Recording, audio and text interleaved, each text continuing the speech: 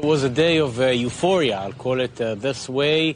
Many people, I think most of the Israelis, I think did not believe that we would actually come to this day, that this day would arrive in which all of the living hostages, the 20 remaining living hostages, will come out of Gaza in a relatively good condition, alive, on their legs, walking. So that is, of course, a source of euphoria. By now, they're all already in hospitals getting the treatment they need so much, and now it's time for rehabilitation. No more living Israeli hostages in Gaza. That is, of course, the happy part of the day. The more somber part is now beginning, because the Trump plan calls for the release of all of the hostages.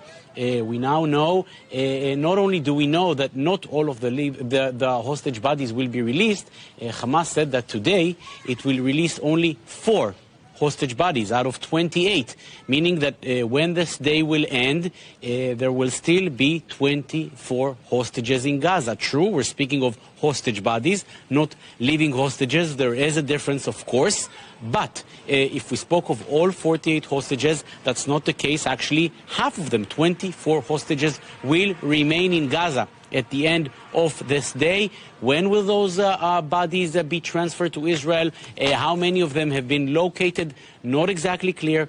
Many questions. So the euphoria that we saw this morning, just for all the right reasons, it has to be said, is now turning into something more somber, as dead bodies are returning, and just a small number of the dead bodies that are still held in Gaza.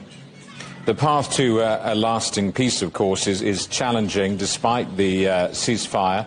Clearly unanswered questions about the future relationship between Israel and Gaza.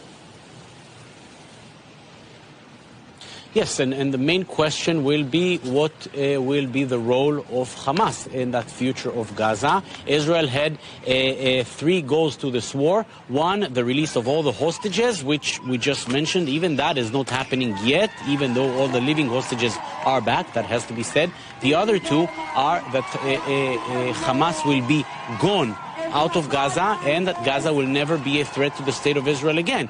But we saw in the 72 hours that have gone by since the army left parts of the Gaza Strip, we saw Hamas forces taking control again. We saw, as you mentioned earlier in the show, Hamas forces actually killing those local militias that were Hamas believes they cooperated with Israel. So Hamas is clearly in control of Gaza.